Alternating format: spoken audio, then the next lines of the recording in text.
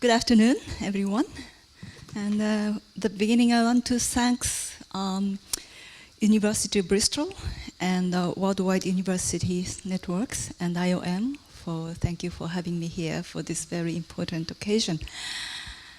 As Anne just explained, I was working at the United Nations headquarters until the end of this January. At the time, when I meet with the people, the strangers, introducing myself, I say, I'm working at the United Nations. And many people say, oh, how exciting. It must be fun to work at the United Nations. Then the people ask, so exactly what you're doing over there at the United Nations? Then I say, I work at the statistics division, taking care of the social demographic statistics, how we can improve it. And it's very often the conversation stops there. I realize that it's difficult to, not people so excited about the numbers and data statistics. So some of them may have a kind of trauma from school time because the name of data statistics always reminds me complicated algebra or the formulas and the graphs, so forth. Therefore, I'm very pleased today to see so many people gathered to talk about, to learn about data, migration data, and especially from more than 20 countries. I'm so excited, and thank you for coming. I'm supposed to tell you about major sources of the migration statistics, from where we get the information, and what type of information we can obtain from where. But let's give a few thoughts about what kind of data we needed. As the migration get more complicated or has grown in terms of scale, there are many, many questions that we receive, and we want to know. And the typical, very fundamental questions like how many migrants are arriving in this country, where they're from, and how long they've lived in a particular country, what they do in terms of job, or do they study, what the reason that they're here. Some may also have observed that your friend's family has migrated out to the other country. So at the country level, the government also may want to know how many their nationals are living abroad. This is often the typical case of the country which send many immigrants to the neighboring countries. So, question is, where do we gather this information? Think about that. Some of your students, your professor asks, could you tell me how many migrants living in a country? Where do you look into the information? Don't tell me you do the Google search. That's a cheating. I think I know some of you have a background as a diplomat, and your minister asks you, could you tell me what the migrants in this country are doing in my territory? How many illegal migrants are here? To answer to this question, where do you look into as a data source? Are you clear? Well, I hope at the end of my talk, you have a bit more confidence about where you look for search for the data that I need to answer to these questions. I'll show you later on a list of the data sources that we frequently use to obtain the data. But before getting to the list, there are a few remarks and points I want to make. There are multiple number of the data sources, but no single data source can capture the complication of the migration. Don't raise the expectation high. Probably you have to consult to the more than one data sources to answer to many questions. And each data source that I'm going to introduce has its own data collection system, meaning that the target population and the coverage and how frequently the system collects the information, it really varies depending on the source of information. We have to bear in mind in interpreting the data that we gather. And also, unfortunately, depending on the source, the definition or the concept of migration slightly differ from one to another. The data obtained from different sources are not necessarily always compatible in a strict sense. So again, in interpreting the outcome, the data, you really have to bear in that mind. And toward the end of my presentation, I also want to discuss with you, is there any other data sources we can potentially seek the information? We now live in the era of digital communication. So to speak, big data are there. Can we try to get some information on migration from the data sources? I want to hear from you. Okay, here's a list of the major sources of international migration statistics. Traditionally, most of the data on migration has been derived from these three major data sources. First, population and housing censuses. I hope that you remember, when is the last census that your country has conducted? Anyway, and what question they asked? And next commonly used data sources are household sample surveys. Few countries has migration surveys specifically dedicated to capture migrants or migration, but that's kind of rare, I have to say. What's happening is that there are many more standard surveys like a labor force survey and so forth. And often countries add some question related to migration to the existing survey to get more information about migrants. So that's very commonly used source of information. And the third category is the administrative sources. Authorities maintain large pool of information about the citizens. Your family background, where you live in, and also some country, when you move from one place to the other, you have to register the location of your physical moves. All this information are registered with the authority. And also, for the foreigners, the government sometimes issue work permit, immigration visa, and so forth. All this administrative information maintained by authority are functioning as a source of information on migration statistics. I'll tell you more details one by one, especially about the strengths and the limitation of each data sources. So apart from these traditional data sources, there are other sources that we may want to check whether we can get some information about migrants and migration. And one of the unique source of information is border surveys. It's not the sample surveys. It's when you arrive at the port of authority entry, sometime you're caught and interviewed, and you'll be interrogated about what brought you to here in this country, how long you've been here, and so forth. This kind of survey, border survey, is taking place in a couple of countries.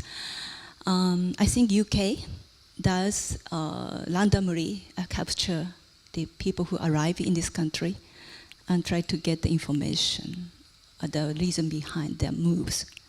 And I think also Sri Lanka, they do have this kind of border surveys at the airport. But most interesting and exciting type of information we are to seek is, so to speak, big data. Now, a lot of unprecedented amount of information can be obtained through digital devices, mobile phone, or the computers. The wealth of the information, can we use that information to find the patterns and scale of migration or characteristic migrants? Let's see, I'll show you some examples.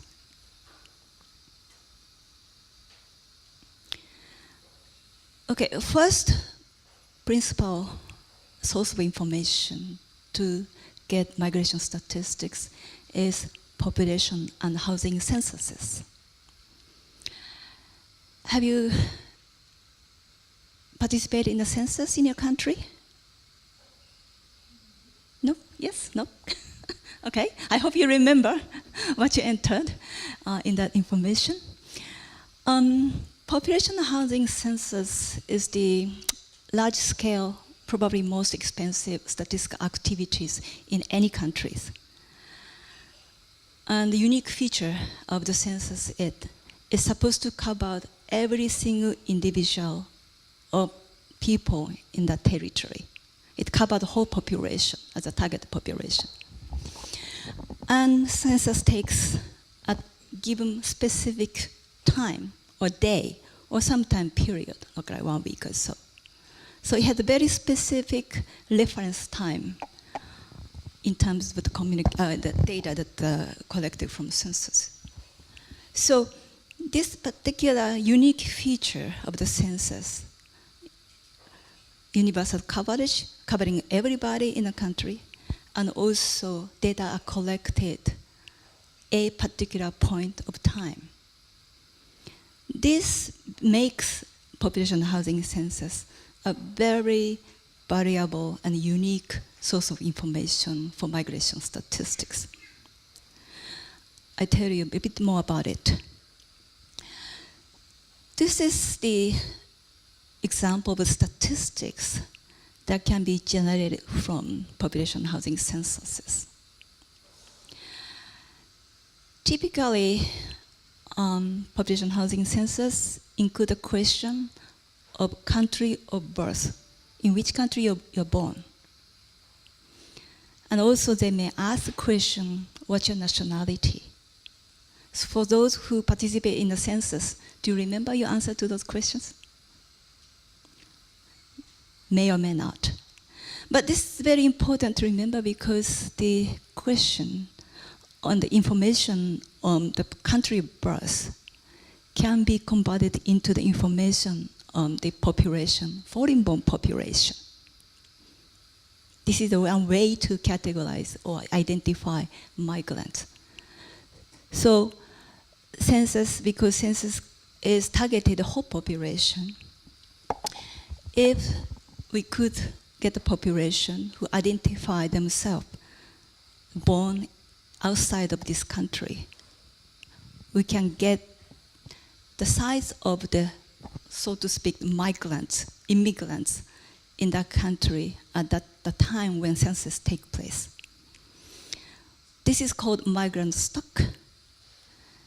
And you remember this morning, Mr. Hobby made a presentation about what migrant stock. And that estimate at the global level is based on this information of the migrant stock or foreign-born population available from all countries in the world. And also, census asks every individual your demographic and socioeconomic features. What's your education level? What's your income? All these censuses are very rich in terms of this socio-demographic and economic information. Therefore, by making cross-tabulation of that information with the country of birth or citizenship, you can uniquely identify or characterize the socioeconomic characteristics of the immigrants in those countries that can be compared with those who are not native or who are born in this country. And also, depending on the question, in fact, the census is very limited in the numbers questions you can include. But if countries really wish so, they can include additional questions like when did you arrive in this country? Or how many years or the months you've been living in a current place. That question allows you to measure for migrants how many migrants have arrived in this country in the past X years, 5, 10 years. Or you can also recalculate what average number of years that the immigrants stay in this country. And also some country now is interested to know their own citizens living abroad. I've seen more and more census questionnaires include a question on immigrants or their friends and relatives living abroad. And through the so-called household modules. Then if you get that information from census, we can also have a good proxy volume of the people who are living in this country but left your home country and living elsewhere. So what I'm trying to say is census is good at capturing immigrants, foreign population who are currently living in this country. But at the same time, depending on how you formulate the question of the census, it is also possible you can have a good guesstimation, the numbers, how many people had left this country and living abroad. So, about the use of census, I'll explain more in details tomorrow morning. But just here to make a point. So the strength of the census as a data source of migrant statistics is a universal nature. Census covers every individual in a country or present in a country, which is very helpful because in many countries, immigrants are still small in numbers. If you conduct a survey where migrants count on only small proportion, it's very difficult to identify and capture migrants in their samples. But because census covers total population in a territory, you can capture to the extent possible that no matter how small the population, you should be able to identify the number of immigrants, therefore the proportion of migrants in the total population. The good thing about using a census is that says information are reasonably comparable with the data in other countries. Census taking place in most of the countries in the world, which I'll tell you tomorrow more. So if every country inserted a question on country of birth in its questionnaire, and if all countries in the world conduct a census, you can get that. The data are quite comparable. And we can, by accumulating those information, you can come up with a total number of the migrants at the world level. And as I already mentioned, census also has some a question about the socioeconomic characteristics of the people. So that allows us to investigate and reveal the socioeconomic characteristics of migrants and non-migrants too. But there's also some limitations regarding the use of census. Census takes place usually only once in 10 years. So no matter how rich the census is as a source of information, if we can get the information of only the migrants only once in 10 years, you obviously miss the events happening in this during these 10 years. And also, the number of questions you can insert in the census questionnaire is very limited. I hope you remember again the questionnaire you filled in when you took a census. It's quite short, and getting shorter and shorter in these days because cost saving. So it's very difficult to squeeze in large number of migration-related questions in the census questionnaire. Therefore, usually it's very difficult to explore the causes and consequences of migration, why the migrants came to this country, what triggered them to move to this country, that kind of setting. And although I said that, more and more countries are interested in knowing immigration, departure of their nationals to the other countries. However, because census is often answered by the person, the family member who left behind. So because of this proxy respondent, the quality information we get on immigration sometimes are not really fully reliable. We better bear in our mind about it. So second type of information sources is household sample surveys.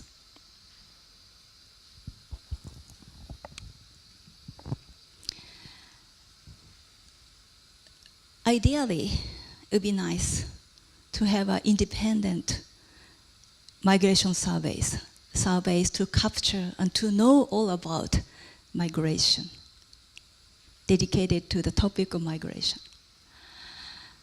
And I know, Mr. Hobby, you are great fan of the promoting world migration survey series.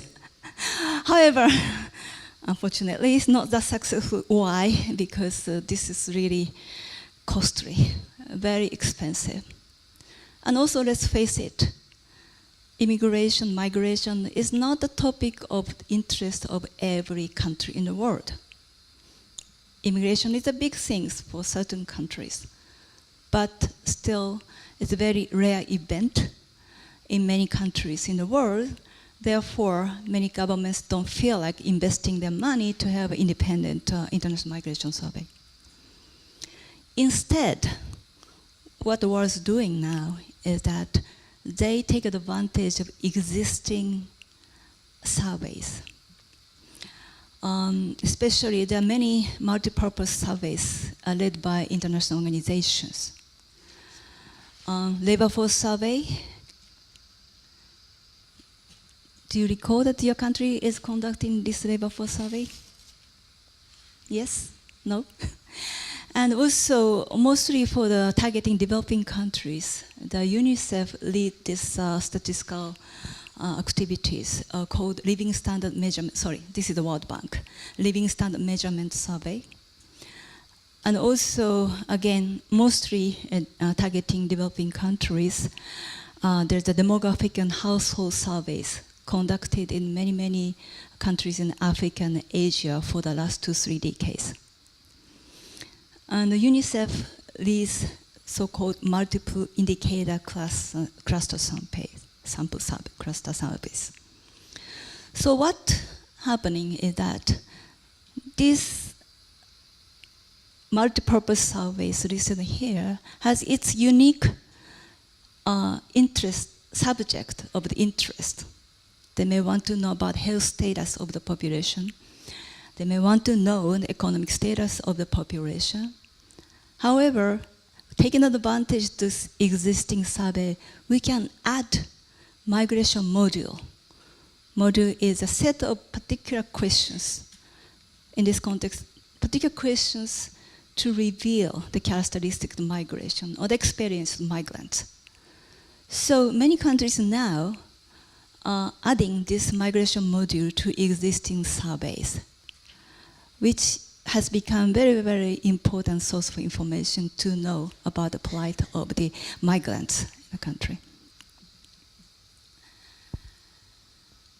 And those surveys, of course, depending on what survey we're talking about here, but usually very rich in terms of the socio-demographic characteristics to be collected. So using these surveys, we should be able to know quite a bit about the socioeconomic and demographic characteristics of migrants based on samples. And many surveys add a question, like a labor force survey, they ask the question of the working condition, not only to the general population, but also they ask this question to migrants, so that you can compare the differences in the working condition between migrants and non-migrants. They can also add reason for migration, whether it's a voluntary move for the positive reason, like to get higher education, to get a job, or they might have pushed away for the reason that they might have fled their home country for persecution or whatever. We talked about a refugee this morning. So that kind of reason behind of the move can be also captured by adding very particular question like a reason for migration. Experience before the move and after move, and also some question collect amount of the money either you are remitting to family outside the country or receiving from somebody from outside country. Again, this allows you to study about the impact of remittances on the household or even at the community or the country at large, and how it's been used. So this is just a list, and depending on what particular question you add to this household module, migration module, but you can, I hope you understand that this is a very powerful way to collect information on migrants or migration, just by adding a few particular questions to the existing household surveys. So, but like any other sources, even household sample survey has its own strengths and limitation. Strengths, of course, being survey module that it has quite a rich information about not only basic demographic characteristics, but also about the causes and consequences of the migration. And depending on the size of the surveys and also probably the budget constraint is always there, if we can generate enough information, enough money, we can add more questions and we can collect more information from a large number of the samples. So it's very flexible how to design your question and questionnaire. So that's the strength of the household sample surveys. But very often the case, surveys are limited in terms of the sample size. And this can be a very problematic, especially when migration is a very rare event. Even if you collect the information through survey from, let's say, 2,000 households, but if the migration is such a rare event, probably you'll be able to capture the only handful number of migrants from that sample. So you have to really think about how to strike the balance between the sample size and the likelihood to capture properly the migrants in the samples. And unlike census, which has a very fixed interval to conduct a census, depending on, again, the surveys, their intervals to conduct surveys are rather irregular. Maybe some household, labor force survey can be taking place every year, depending on the country.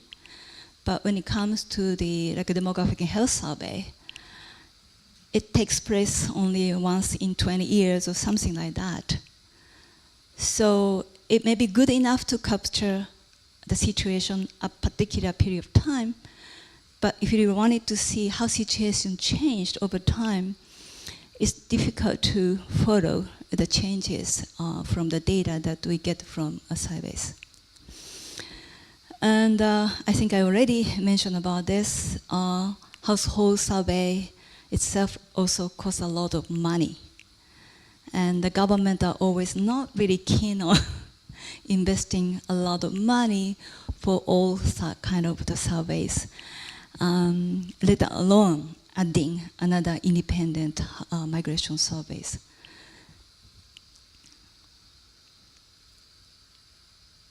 So the third category of the data sources is administrative sources, the records maintained in authority.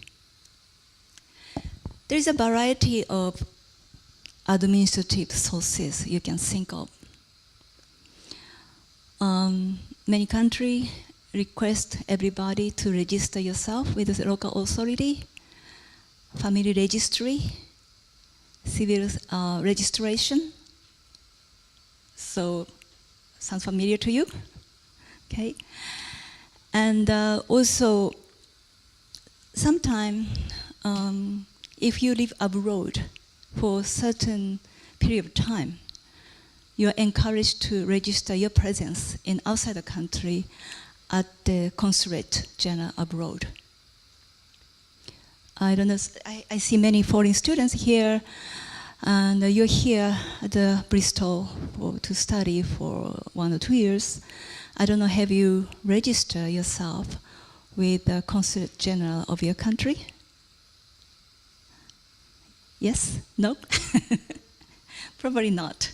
So that becoming a problem later on. I explain later on. And another important source of information is residence permits, work permits, exit permits. Work permits, especially when foreigners are employed in the country, they're expected to get approval from the government and exchanged. If they're permitted to work here, they receive the visa, work permit or work visa. And that kind of information, when accumulated, can turn into the information of number of issuance of the work permits, can be a good, again, proxy in knowing how many migrant workers are here in destination. You see the link through? So that many records like that, you don't consider that will turn into the statistics and data. But many information registered with the government authorities can be a good potential source of information of the migration statistics. Other records you may want to also check is just records of deportation, repatriation. Also, number of people who sought asylum. I was in Berlin 2 years ago, in the middle of where the mass arrival of asylum seekers from Syria into Germany. And the IOM were very busy taking note of those migrants and asking and recording their information. When they arrived, from where, what they're doing before, how they came to Germany, and what kind of the fear or the reason that they had to come to this country. So I saw many IOM staff are busy taking note of those, it put it on the record sheet. So that information can be again turned into the statistics, such as the number of asylum seekers. Another record, border collection. So those who came from abroad for this seminar you probably arrived at the Heathrow Airport, right? Am I correct? So you received this incoming the card, the arrival card. Remember, you filled in. So in that card, you asked what's your nationality, where coming from, where you lived. And I forgot if they ask age and so forth. Probably, yeah, date of birth. Yeah. So again, please imagine that every day at the immigration office, they have received a set of this kind of arrival card. And if those information are properly entered the computer system, they can again generate the information. How many people are arriving into this country, from where, and how long they are likely to stay.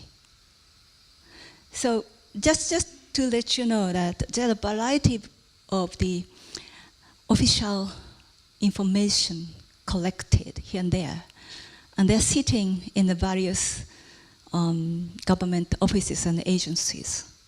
Those administrative data are not necessarily collected for a purpose of studying migration. However, if you closely examine and analyze that information, you can really retrieve very valuable information. So again, exactly what kind of statistics these administrative sources can produce, depending on source, of course. If you check the number of migrants living registered a local authority, you can probably get a good estimation of the number of migrants living in local community. Number of migrant workers, I think this information can be obtained by looking at issuance of the work permit visa. Give you a good rough estimation about the number of migrant workers likely to come to this country. And in the same way, number of the visa issued for students to study come here, and that can be a good, again, proxy of the size of foreign students living in this country, and so forth. Here's an illustration how this administrative record can be used. This is an example of the United States. The number of the green card, so to speak, the granted to the United States.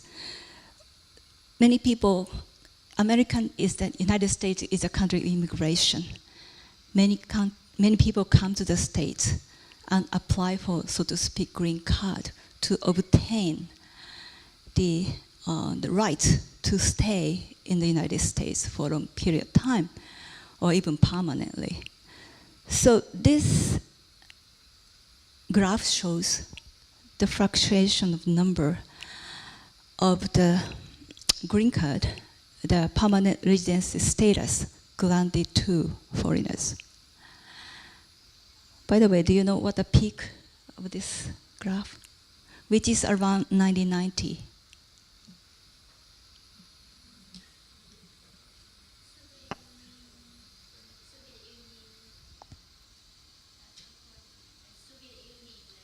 Yes, right. So this is right after the end of the Cold War. And many former Eastern European countries and the USSR, they broke into small other countries. At that time, the large number of the people from that region tried to migrate to the United States. And also from the viewpoint of the government of the United States, they also made a special provision to open their door widely, particularly to accommodate the immigration of those people coming or originating in former USSR or Eastern European countries. So that illustrates the peak of the. Another, better? Yep. Are you sure it wasn't related to IRCA, the Immigration Reform and Control Act of that's also part of the reason. I think that the reform also gave us some part of, yeah. Yeah, yes, yes. I think that exactly is. Yeah, there is a special act at the time. Here's another example. This is for the OECD countries. It shows the proportion of the medical doctors. By the way, this is based on the number of the doctors' licenses granted or issued to doctors. And out of those people who receive doctor's license, how many are non-nationals born outside country? It's a kind of orange dot. So, taking an example of the Australia, which is the right end, I think more than 50% of the medical doctors are foreign born. Does it make sense? Maybe. So like that, many European countries, here you see the large number of foreign born doctors. We don't know where they receive their medical training, education. But those doctors who are allowed to practice medication, medical procedure in those countries, there's significant number of the foreign-born doctors practicing in these countries. This can be also seen kind of other side of the coin of brain drain in a way. Many people come from developing countries to get the medical doctor's degree, probably in those countries, and maybe they may end up staying in those countries. That's one possibility. But I thought it's very interesting because very simple statistics like this, the proportion of the doctors who received, who are foreign born but received the medical doctor's license, it really tells a lot of interesting story in it. Okay, so strengths and limitation of these administrative sources. The good thing is that all this administrative data collection, I shouldn't say data collection, it's not meant to collect data. It's meant to register the events. But this is very often very well established exercise in many countries. It's done routinely. So you can see the information they collect has some continuity, or probably interval can be regular. But there's a lot of challenges to use administrative records as a source of information. Because registration or whatever the event is the event. It doesn't necessarily mean the mobility of people. So what I mean is like, let's say, if the Filipino nurse go to Saudi Arabia to work for the hospital for 3 months, 4 months, to do that, she received officially the work permits over there, will be counted. But she returned back to the Philippines after 3, 4 months. Then end of the year, she got another job offer at a different hospital in Saudi Arabia. Then she got work permit. So what it happens is that statistically, from a viewpoint of statistics, the number of the work permits she received is counted twice within a year. So she moved twice. So each move, so it's just a record and events, and also we don't know how long she will end up staying the next time. So the number of the events recorded or the registration system doesn't necessarily reflect the magnitude of people moving into. And also there is a coverage issues.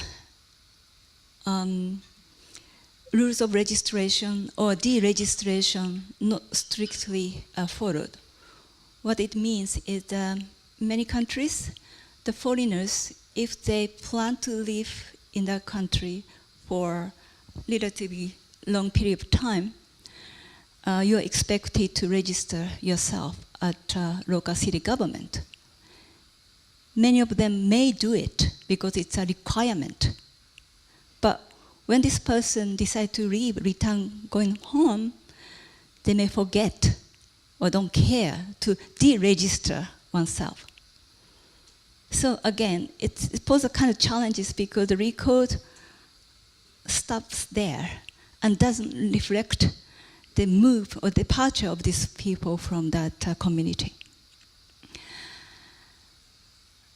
And also this administered record, as I repeat many times, it was not created to produce data. And it has different meaning why they are registering these people. And therefore, it's not often translated into the data or statistics, and cannot be widely shared with other authorities.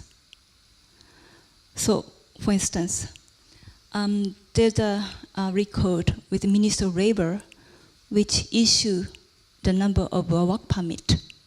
That information is likely to sit and stay in that labor ministry and not necessarily shared with, let's say, Minister of Foreign Affairs, other authorities and agencies who may be interested in. So often this link is missing. And, in order to allow wider flow of the information, it often requires the legal provision. Information which collected by different authorities are meant to stay there. In order to share with other ministries, it really required the legal provision. They have to be said legally that the data can be shared with other ministries. So anyway, the point I'm making is that administrative records maintained in the authorities, it's very, very rich information. It's a good, big potential to be used. However, with a lot of constraints and limitation, unfortunately, those source of information has been still very underutilized. Sorry, data. Time is running out. But I thought this is one of the most exciting topic to talk about. How we can utilize big data for migration studies. So you know the big data. In the era of data revolution, there are more and more data, information available from, let's say, digital devices, cell phone, or computer, internet, and so forth. And those source of information also allows us to where their people are. They have a point of geolocation.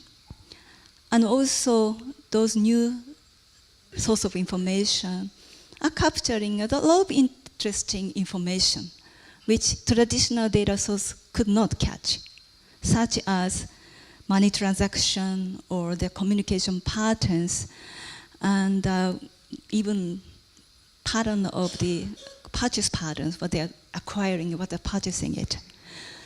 How can we use that information for the studies of migration? Here is an example in Estonia.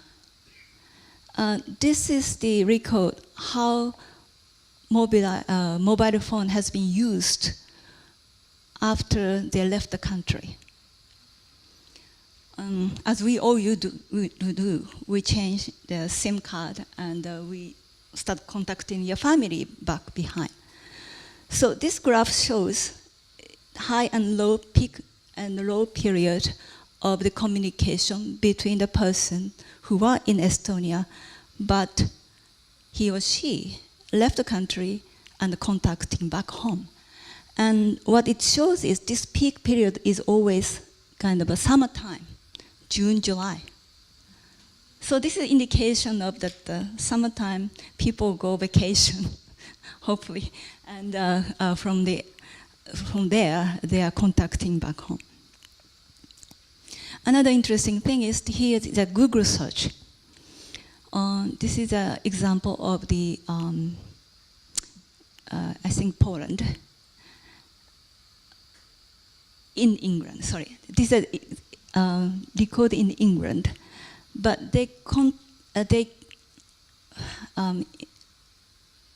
checked what type of language used in their Google search in England. And here's an example of the Polish as a language. And here the frequency in the red line, which pretty much corresponds to the pattern of the information collected from labor force survey that UK conducts. So I think this is a good indication, even if country may not conduct labor force survey, by doing a Google search, can we more or less tell the mobility of people in the country? Would be useful. I mean, there's no answer to that, so I just want to throw the question to you. But you can see at least kind of potential how this new source of information can be used to understand the migration pattern, the mobility pattern, I would say. So I know time is up. So let me just summarize very quickly. So I have shown you there's data sources which have been traditionally used for years and years, mainly population housing census, surveys, and administrative records maintained by authority. And I would argue among those, probably population census is the most powerful and comprehensive source of information. But still, I think there's a lot of room to maximize the use of existing household surveys, especially by adding a few additional questions. We can know a lot about what's going on. And administrative procedure is in place in most countries. Why not use that information more often and in depth? So I consider also administrative records another good source of information for the study of migration. And just the concluding remarks that all these traditional sources of migration statistics are still very much underutilized. Before we complain about the shortage of data, we should really revisit all these existing sources and consider how to utilize them as a source of information. And we should also do one step further. It's a recent trend. There's attempts not only to utilize these different sources, but the attempt is to link different multiple sources of information, linking survey data with census data, linking census data with administrative record. There's a various innovative way to utilize existing information. And this is the way I think we should move forward. And as I mentioned earlier on, of course, the big data sources. It may not capture immigration per se in precise sense, but at least it could be a good proxy to understand the mechanism and also mobility of people. And last but least, as we hear today in the morning, there's a lot of interest on knowing about migration. And the more call for better data on migration, but it has to come with also the efforts to improve the capacity of the data producers. And we also have to educate users of statistics so that they would understand what exactly it means. And also, I think whole statistics system currently is not really equipped with to answer to the many questions on migration. So the whole enhancement or the improvement of the capacity of a statistical system is really needed. So I think I'll stop here.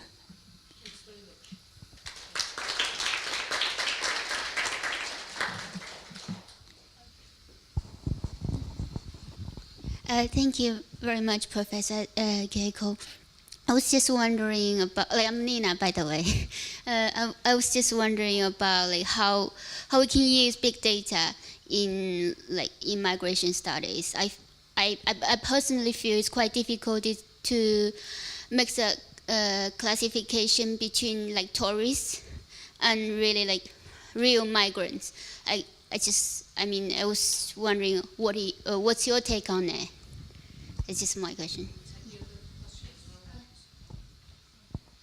Thank you.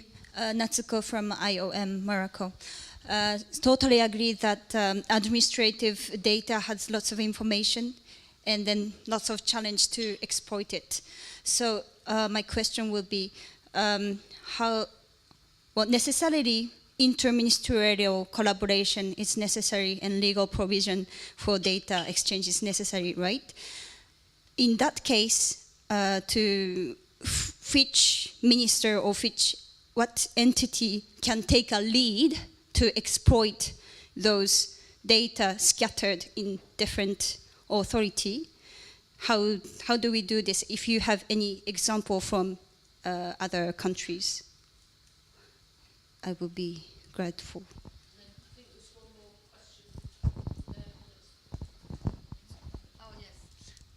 Thanks. You mentioned these existing survey DHS and mix. Is there any, I've used the data a long time ago. Is there a migration module now on the DHS and the mix, or is there any discussion on going to add the migration module?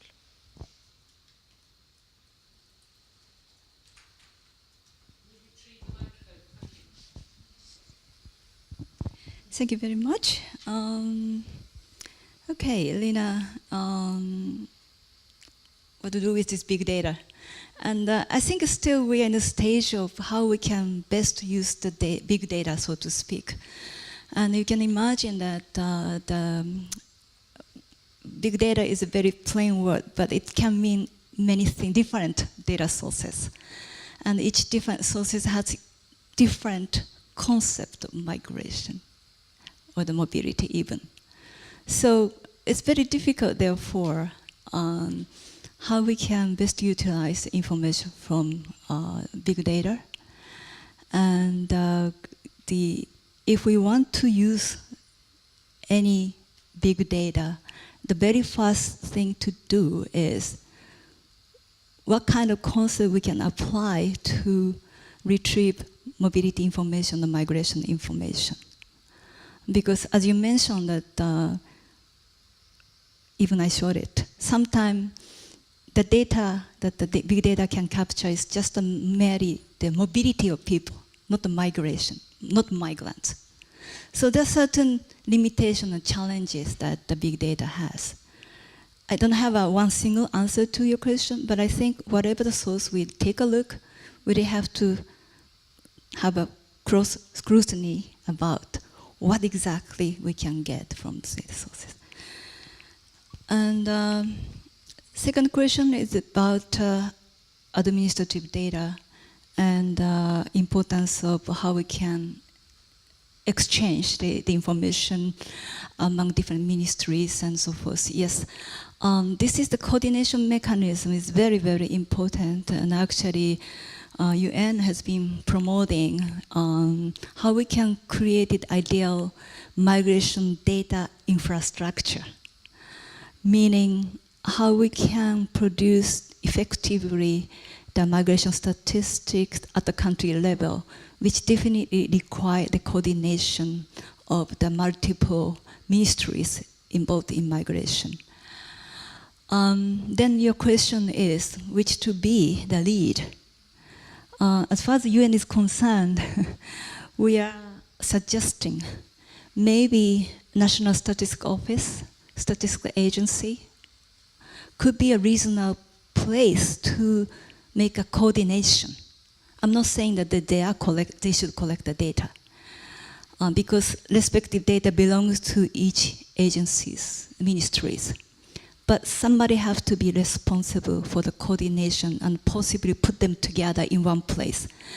And we are considering probably National Statistical Office could be the good place, neutral place. And a good example is, I think, the Philippines, for instance.